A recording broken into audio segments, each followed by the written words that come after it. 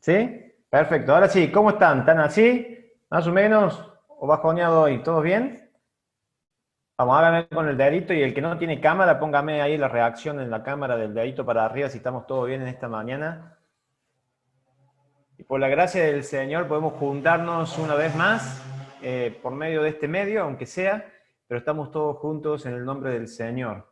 Y la verdad que cada domingo que escuchamos un testimonio de un hermano o de una hermana que asisten hace años a nuestra iglesia, muchas veces hemos dicho la frase, ¿no? Bueno, ya está, tendríamos que cortar todo acá, el mensaje ha sido dado, qué mejor que compartir el testimonio vivo de lo que Dios hace, de lo que Cristo hace, de lo que Dios mismo va a estar haciendo en la obra de cada una de las personas, ¿no?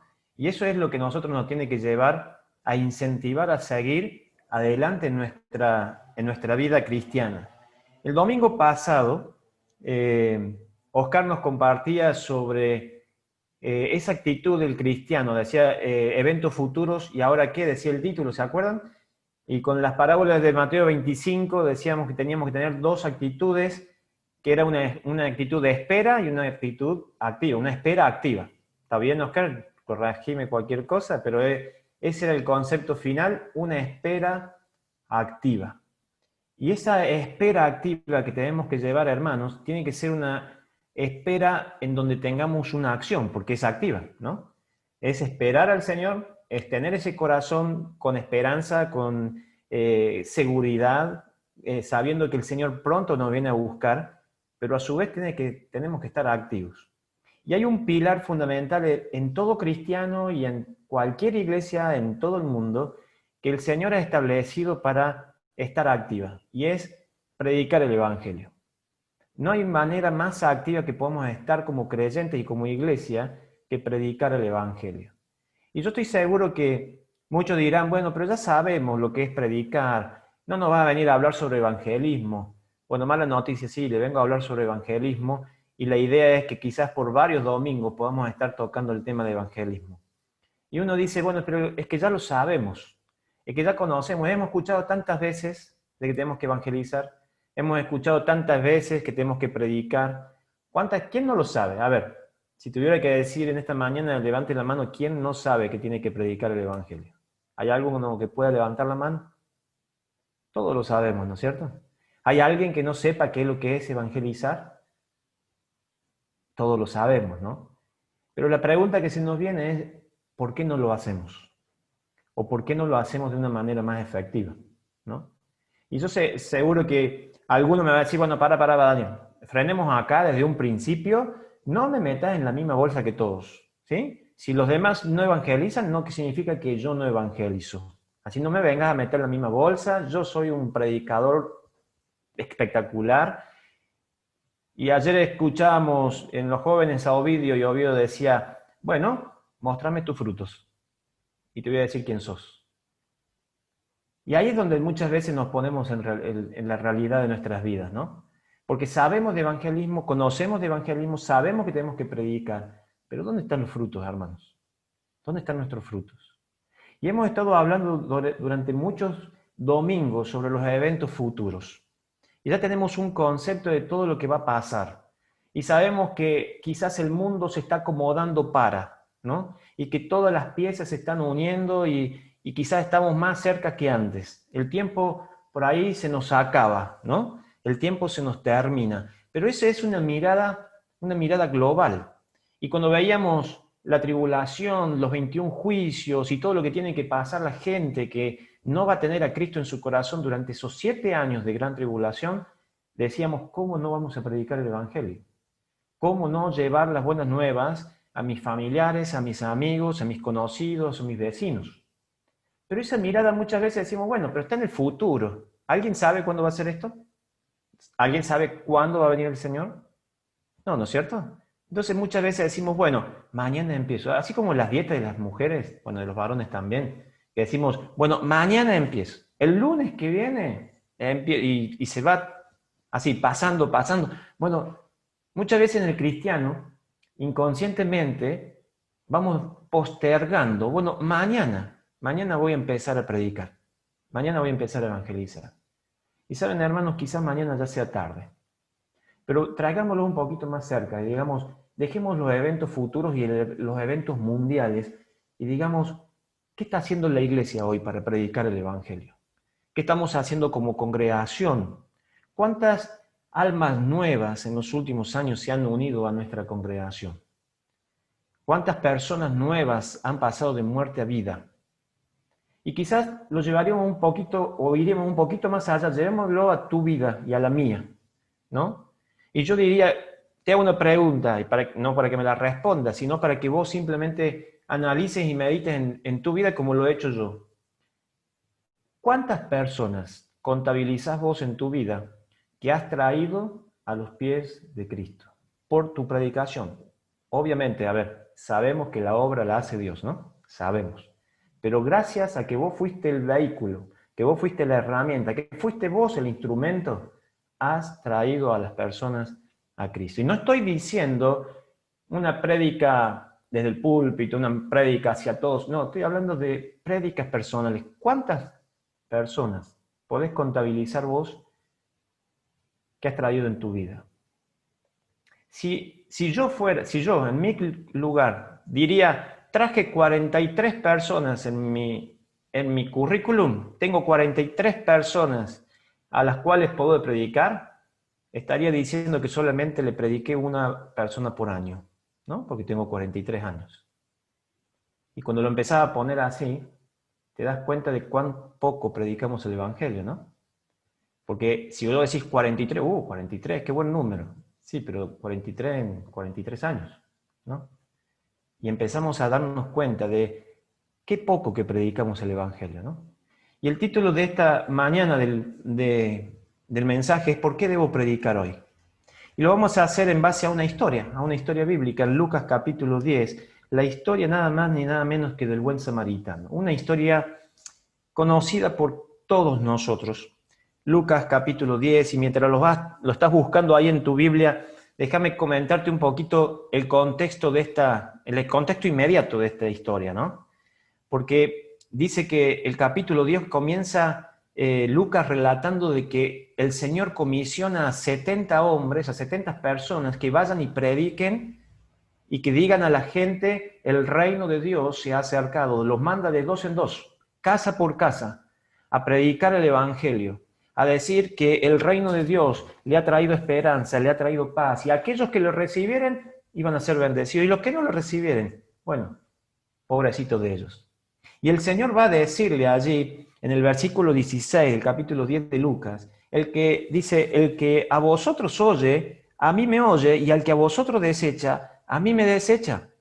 Y el que me desecha, a mí desecha al que me envió. Esta expresión que el Señor Jesús le da a estos 70 hombres que manda de dos en dos, es simplemente los deslinda de su responsabilidad. Y le dice, mira, tu función va a ser ir casa por casa, predicar el Evangelio, y si te rechazan, no te preocupes, no te rechazan a vos, me están rechazando a mí. Y si te dan lugar, no te preocupes, me están dando lugar a mí. Si te oyen, me están escuchando a mí.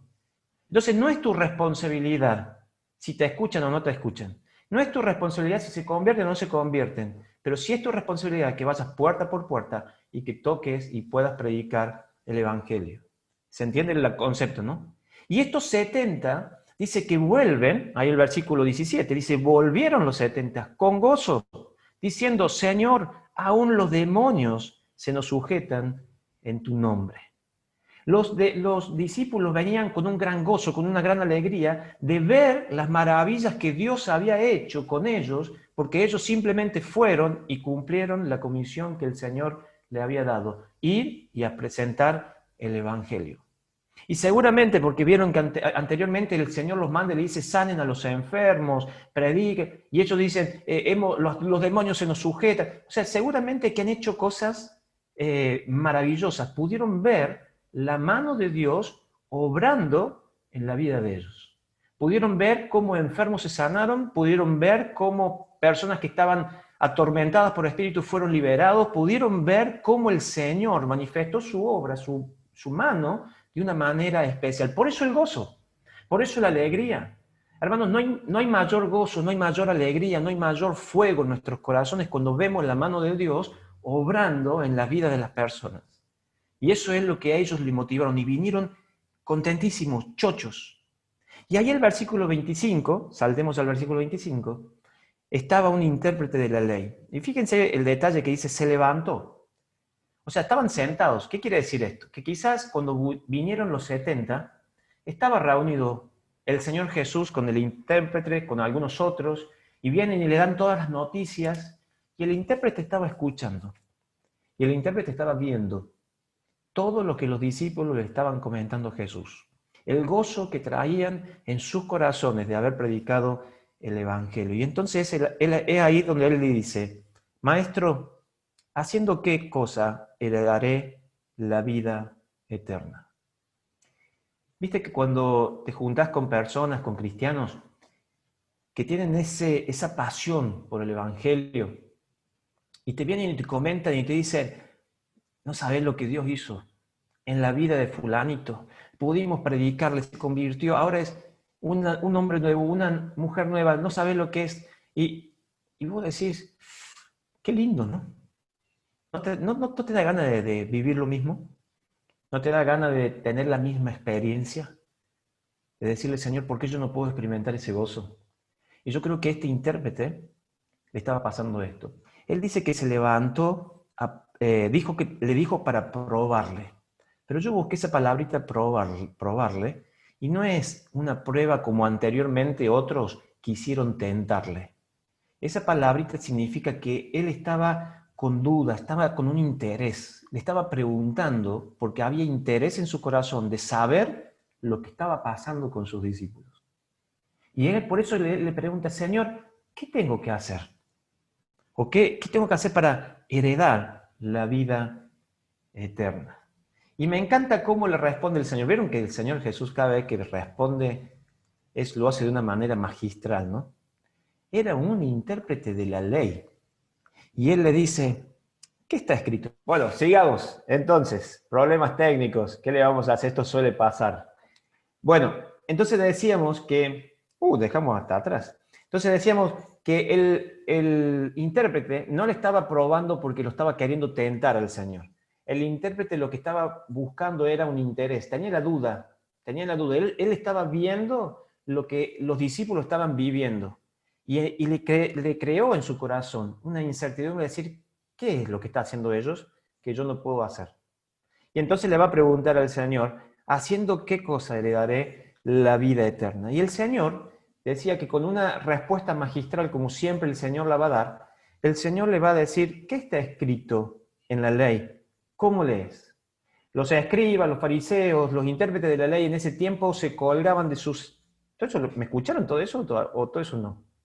¿No? Bueno, los intérpretes, los fariseos y los escribas en ese tiempo se colgaban versículos bíblicos desde su sombrero, desde sus cintos, y era una manera de demostrarle a los demás que ellos conocían las escrituras. A ver, ¿quién mejor conocedor de la palabra que un intérprete de la palabra, que un intérprete de la ley? Y el Señor viene a su vida y le dice, ¿qué está escrito? A ver, vos que conocés la palabra de Dios, ¿qué está escrito en la ley? Y le hace la pregunta, ¿cómo lees?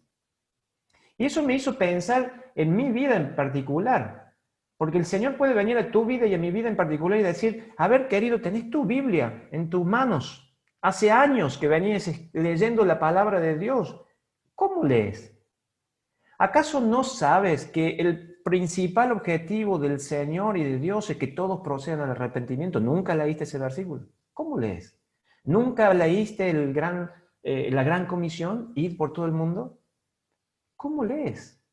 Y esa es la pregunta que le va a hacer a este intérprete, diciendo, vos mejor que nadie tenés que saber que a la luz de la Escritura, el consejo o el objetivo de Dios es que se predique el Evangelio a toda criatura, enseñándole que guarden todo lo que yo les he enseñado. Entonces, cuando este intérprete se siente de esa manera, le dice el intérprete, el versículo 27, aquel respondiendo dijo, amarás al Señor con toda tu fuerza, perdón, con todo tu corazón, con toda tu alma, con todas tus fuerzas y con toda tu mente, y a tu prójimo como a ti mismo.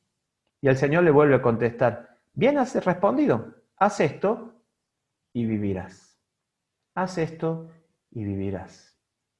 Entonces, fíjense que el Señor le está diciendo, o este intérprete le dice, mira, la Biblia me enseña que yo debo amar al Señor con todo mi corazón, con todas mis fuerzas, con toda mi mente, con todo mi ser. Yo te hago una pregunta, ¿amas a Dios con todo tu corazón, con toda tu fuerza, con toda tu mente, con todo tu ser? ¿Amamos a Dios de esa manera? Porque esto es lo primero que él responde. Seguramente que lo había escuchado, porque anteriormente Jesús le da esa respuesta, ¿no? A uno de los fariseos. ¿Cuáles son los dos grandes mandamientos? Amarás a tu Dios, y hay uno semejante, amarás a tu prójimo. Y quizás él, como para zafar de la situación, le va a decir, estos son lo que dice la ley. Pero la pregunta es, ¿amamos a Dios? Porque, hermanos, si amamos a Dios, tenemos que amar lo que Él ama, ¿no? Y el versículo que conocemos todos de memoria, de tal manera amó Dios ¿a quién? Al mundo. Y todo este tiempo en la célula hemos estado tratando los libros de Juan, primera, segunda, tercera Juan, y ahí leemos en primera Juan capítulo 4, 20, donde él te dice, mira, no podés decir que amás a Dios si no amás a tus hermanos. Si vos decís que amás a Dios y no amás a tu hermano, sos simplemente un mentiroso. Un mentiroso. Hermanos, el amar a Dios, este primer concepto que le va a dar el intérprete, amarás a Dios con todo tu alma, significa tener el mismo corazón que Dios y amar lo que Él ama. Y decime si no sabemos nosotros lo que Dios quiere en su corazón, que es que todo el mundo proceda al arrepentimiento. ¿Cuántas veces Jesús repitió lo mismo? Yo no vine a salvar a los sanos, yo vine a salvar a los enfermos, yo vine a buscar a los perdidos, yo vine a buscar a aquellos que están desorientados, a aquellos que necesitan libertad. En 2 Pedro dice, yo, como decíamos recién, quiero que todos procedan al arrepentimiento.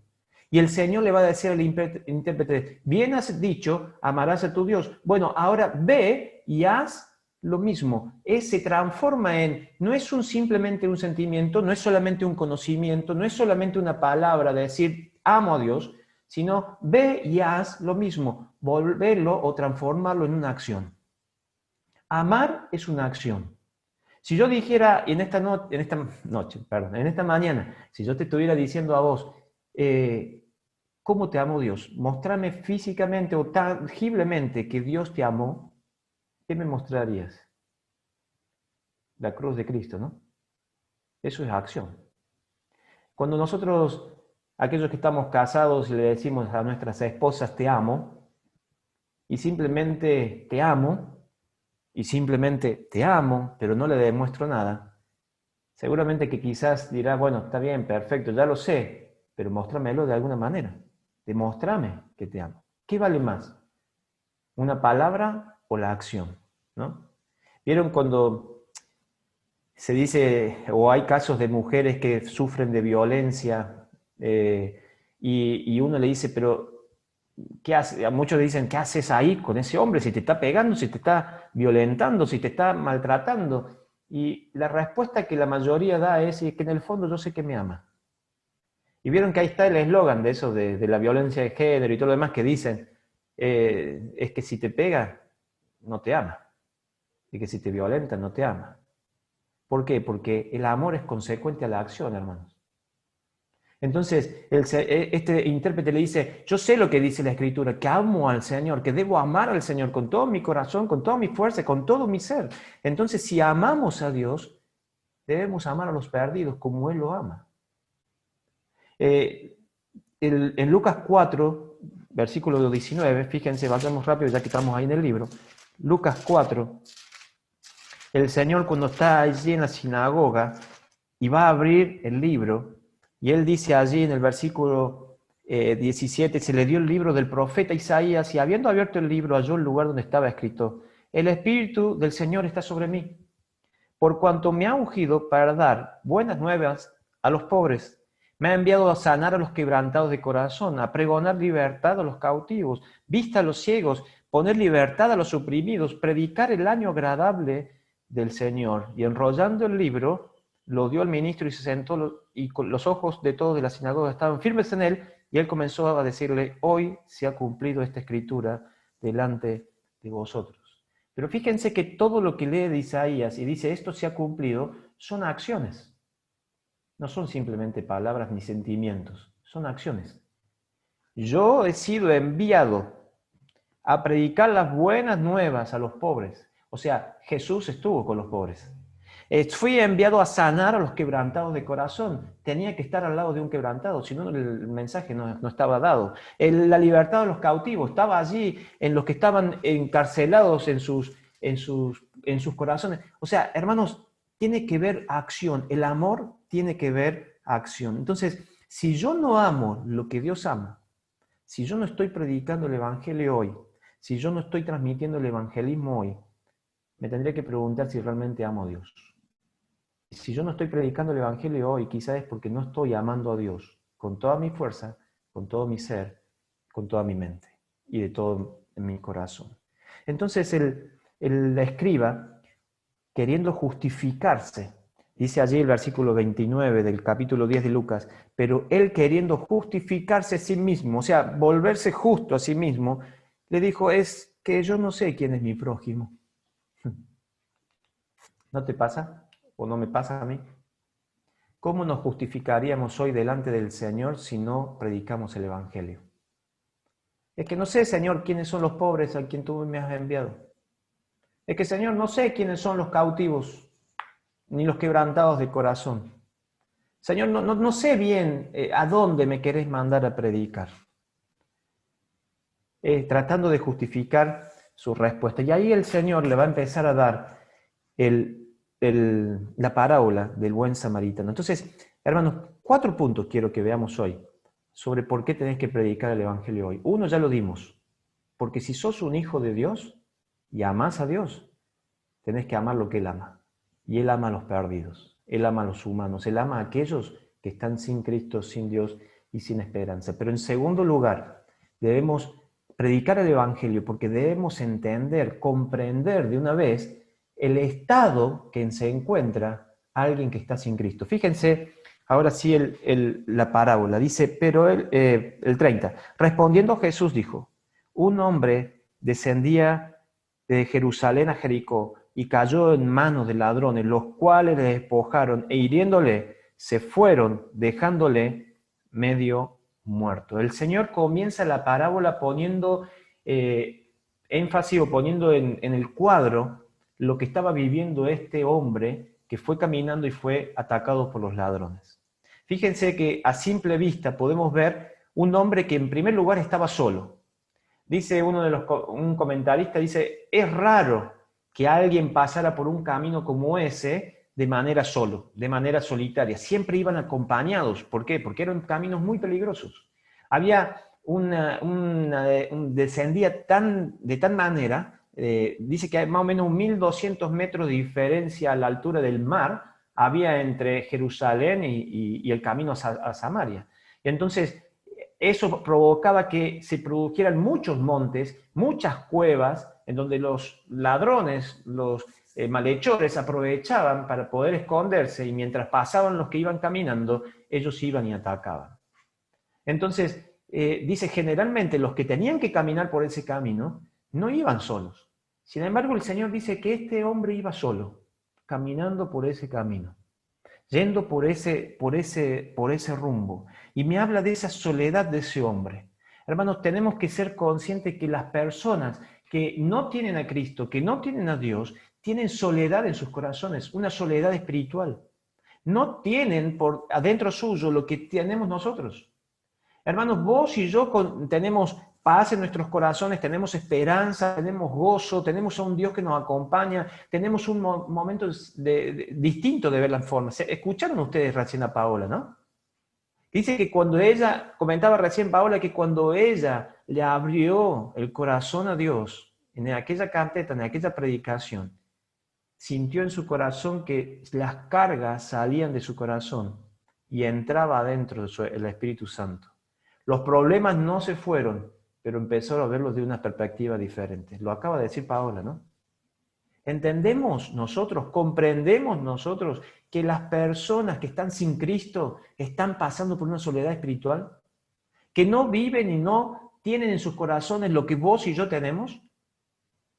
¿Que ellos no pueden entender la vida? Que si vos hoy, como cristiano, muchas veces estás preocupado, estás con incertidumbre, estás ansioso, estás con todas estas cuestiones que estamos viviendo, ¿cuánto más aquel que no tiene a Cristo, que no tiene rumbo, que no tiene esperanza?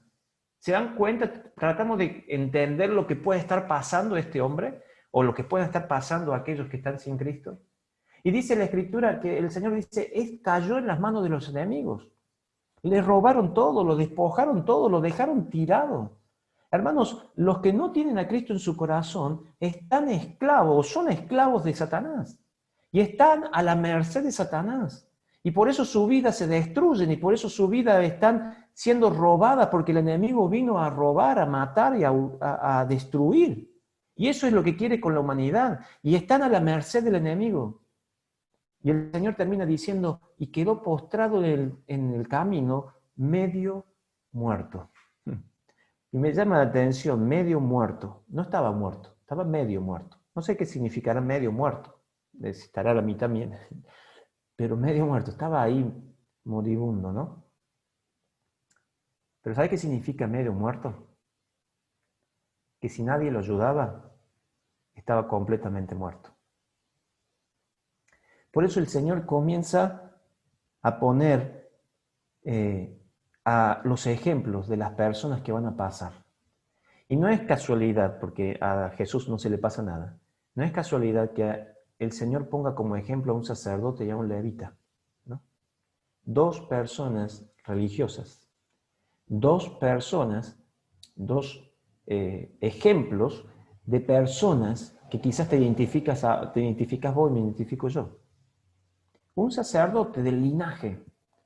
Y vos podés decir, quizás naciste en un hogar cristiano, quizás hace años que vas a la iglesia, quizás te juntaste todos los domingos por Zoom, quizás tenés un ministerio dentro de la iglesia, porque los levitas tenían ese servicio especial y a lo largo de la historia, si ustedes ven, los levitas tuvieron cuestiones especiales para con Dios. Eran personas que quizás para Dios tenían un lugar especial, ¿no? Pero si ellos se comportaban simplemente como religiosos, no pudieron ayudar en nada a aquel que lo necesitaba. Y él va a empezar en el versículo 31 a poner el primer ejemplo. El sacerdote dice que descendió por aquel camino y viéndole pasó de largo. Si vos buscas en el original el verbo viéndole, el sacerdote que lo vio, ese ver no es simplemente una cuestión de vista. Ese verbo que utiliza tiene que ver con algo que conoció, que percibió. O sea, déjame ponerte de esta manera. No es simplemente que el sacerdote iba caminando por el camino, vio a alguien tirado por ahí y dijo, bueno, capaz que es un borracho que quedó tirado ahí, ya se va a levantar. Se cayó, capaz que ya se levanta. No, él dice que conoció, percibió la situación, se dio cuenta. Se dio cuenta que era alguien que había sido robado, se dio cuenta que estaba medio muerto, se dio cuenta de la situación del que estaba ahí al lado. No es simplemente una vista de ver, él conoció, percibió cuál era la situación completa. Y si él percibió la situación completa, sabía que si pasaba de largo, cuando volviera, ese hombre ya estaría muerto, ¿o no? Y saben, muchas veces nos pasa a nosotros lo mismo. En nuestro estado de religión, vemos, sabemos, conocemos, percibimos que si hay personas hoy que pasan a la muerte y no conocieron a Cristo, no hay retorno para él. No hay retorno. No hay manera de predicarle el Evangelio nuevamente. El Señor fue muy claro cuando contó la historia del rico y el Lázaro, ¿se acuerdan? No había forma. No había forma ni siquiera de volver a predicarle a los hermanos. Ya la gran cima los separaba. No había manera. Ya estaba condenado. Si hay algo que los cristianos, que vos y yo no vamos a poder hacer cuando el Señor venga a buscarnos, va a ser predicar el Evangelio, pero no vamos a poder predicar el Evangelio tampoco a un muerto. Cuando murieron, hermanos, ya murieron. Tenemos que aprovechar ahora que todavía están medios muertos y no pasar de largo, sino ayudarlos. Pero el religioso sacerdote lo vio, conoció, percibió, pero pasó de largo. El levita accionó un poquito más, porque fíjense el levita, versículo 32. Asimismo, un levita, llegando cerca de aquel lugar, viéndole, pasó de largo. Fíjense la diferencia entre el sacerdote y el levita. El sacerdote vio, simple, pasó de largo, pero dice el levita que se acercó a aquel lugar, llegando cerca de aquel lugar. Se acercó al lugar donde estaba el hombre, pero no hacia donde estaba, no al hombre, sino al lugar que estaba el hombre. ¿Saben? Cuando yo leía esto me hacía pensar en aquellas veces que nosotros estamos cerca de predicar el Evangelio. Estamos cerca de una actividad. Decimos, bueno, estoy esperando que la iglesia haga un evento de evangelismo para, bueno, yo voy a ir y voy a apoyar, yo voy a ir y voy a estar allí, yo voy a ir. Pero, hermanos, no es simplemente acompañar, no es simplemente acercarte. El evangelismo significa compromiso. El evangelismo, el predicar el evangelio significa acción, significa estar con el que está necesitado, no simplemente ser parte de. No es simplemente estar cerca del lugar, sino estar cerca de él. Porque la gran diferencia que se da entre el levita, el sacerdote y el samaritano es que en el versículo 33 dice que el samaritano que iba de camino vino cerca de el lugar. No, dice vino cerca de él y viéndole fue movido a misericordia. Hermanos, si vos querés tener ese afán o esa motivación, ese compromiso de predicar, tenés que acercarte a las personas. No vale acercarse a una actividad, vale acercarse a las personas. Se acercó a él. Y dice que cuando se acercó a él, recién allí estaba, se movió de misericordia. Esa palabra misericordia viene es la misma de que compasión, la que está utilizando ahí, y tiene que ver que se le movieron las entrañas, siempre lo hemos dicho, ¿no? Pero es interesante que los griegos creían que en las entrañas se asentaban todo lo que eran los sentimientos y la pasión. Por lo tanto, lo que Jesús estaba diciendo es que este samaritano comenzó a sentir pasión en su corazón. Las entrañas se le empezaron a mover cuando se acercó a este perdido. Hermanos, si no entendemos la situación de los perdidos, nunca nos vamos a acercar a Él. Nunca nos vamos a acercar a ellos. Si no comprendemos el corazón o lo que están viviendo un inconverso, nuestras vidas nunca tendremos esa motivación de ir y predicar el Evangelio. Por eso, el segundo punto es, comprendamos lo que está viviendo un inconverso. Jesús lo comprendía muy claro. ¿Se acuerdan? En su caminar, en su ministerio, Jesús, allí en el estanque, cuando estaba allí ese paralítico postrado, él sabía cuántos años estaba allí y se acercó. Con la samaritana, él sabía lo que había pasado y la historia de la samaritana y allí la ayudó. Cuando estaban los 5.000, ¿qué vio Jesús? ¿A una gente muerta de hambre? No, Jesús vio a ovejas que estaban sin su pastor. Se dan cuenta cada vez que el Señor se acercaba a la persona, veía su necesidad espiritual, no solamente la necesidad material. Entonces, hermanos, si no predico el Evangelio, quizás me tengo que preguntar si no amo a Dios. Pero si no predico el Evangelio, quizás también signifique que no estoy siendo como Jesús y no estoy siguiendo las pisadas de Jesús. El punto número 3 es el costo, entender el costo de la salvación. Fíjese el versículo 34. Dice que este samaritano lo vio, se movió misericordia y acercándose, vendó sus heridas, echándole aceite y vino y poniéndole en su cabalgadura, lo llevó al mesón y cuidó de él. Otro día, al partir, sacó 2 denarios y lo dio al mesonero y le dijo, cuídemele y todo lo que gaste de más, yo te lo pagaré cuando regrese. Hubo un costo. La predicación y el evangelismo, el predicar, tuvo ese costo, un costo material. Lo vendó, usó sus vendas, le puso aceite, usó su aceite, le dio vino, usó su vino. Tuvo un costo material. Nadie le obligaba, podés haberlo ayudado y todo lo demás, pero nadie le obligaba a tener que gastar de lo suyo para poder ayudarlo. Bueno, hubo un costo material, hubo un costo personal. Lo puso en su cabalgadura. Eso significó que él tuvo que ir caminando, ¿no? Hubo un costo personal, un sacrificio personal. Me tengo que cansar, pero no me importa, por amor a este desvalido, voy a hacerlo. Hubo un costo de tiempo, porque dice que cuidó de él. Eso significa que tuvo tiempo para estar cuidándole a esta persona. Hubo un costo monetario, puso plata, 2 denarios, y le dijo, todo lo que gaste de más, yo te lo pago. ¿Te das cuenta que hubo un costo? Ahora, cuando vos ves la salvación y la entrega del Señor Jesucristo para salvar al mundo, hubo un costo, hermanos. No fue gratis. Hubo un costo. El Señor se tuvo que despojar de sí mismo, de su impronta de Dios, de su impronta de su gloria, de su impronta de ser el soberano, para hacerse material, hacerse hombre, como vos y yo. Hubo un costo de tiempo viviendo 33 años aquí en la tierra, sufriendo lo que vos sufrís, viviendo lo que vos vivís, y hubo un costo monetario, ¿no? Su sangre derramada en la cruz para salvar a los perdidos. ¿Vos entendés eso, hermanos? ¿Ustedes entienden eso?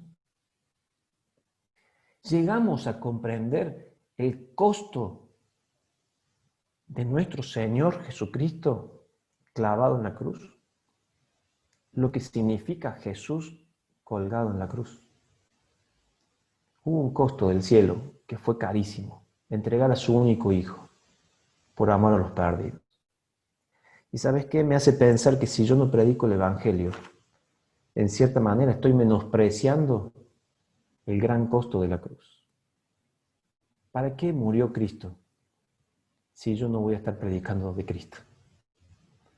Hoy nosotros somos sus manos, hoy nosotros somos sus bocas, hoy nosotros somos sus pies.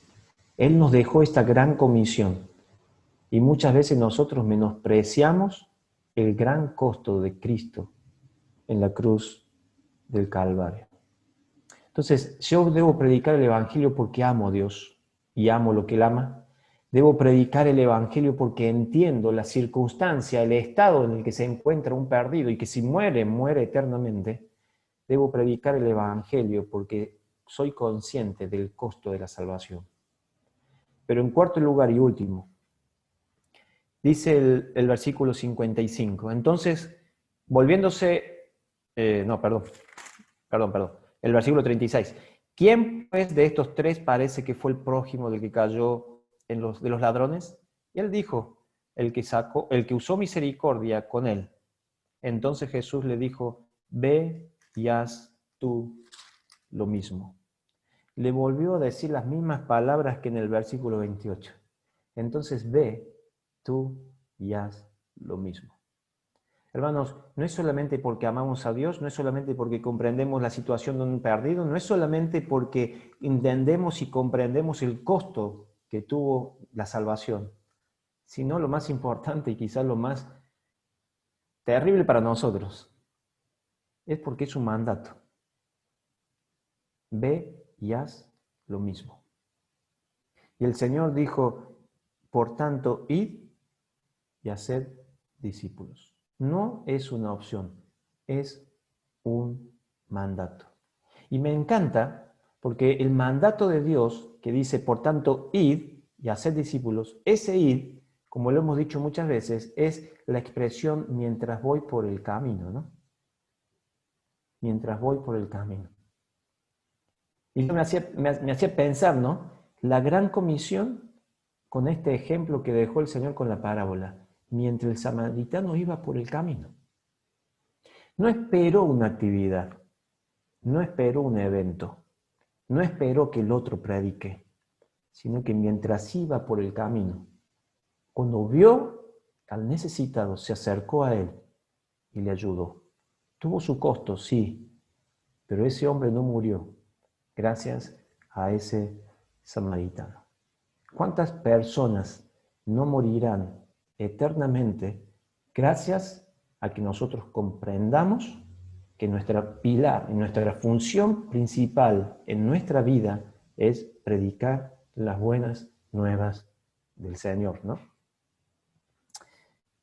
Demis Muk dice, los creyentes que no comparten el Evangelio y no testifican de Cristo como su Salvador, son responsables ante Él de desobediencia a su mandato.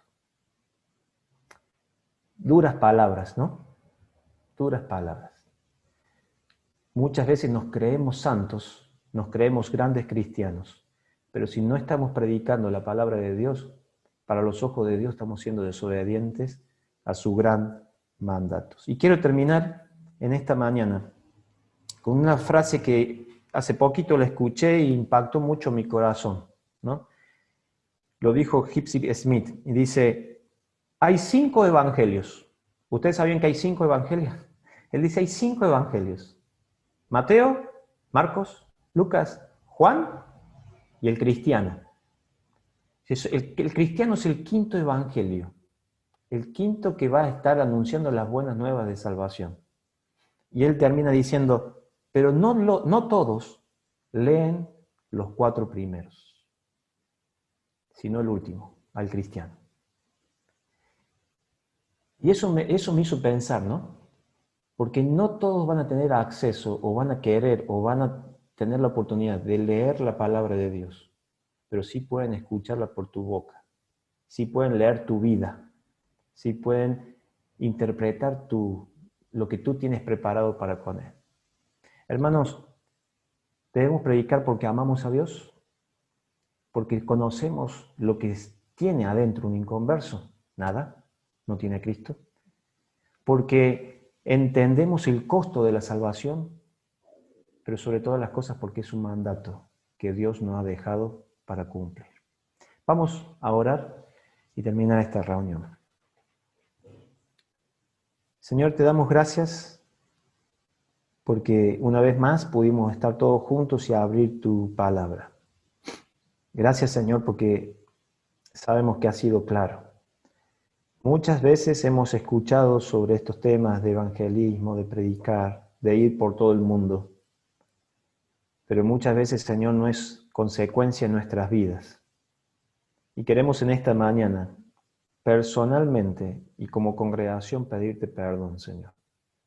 Si en nuestras vidas no tenemos una vida consecuente con la gran comisión.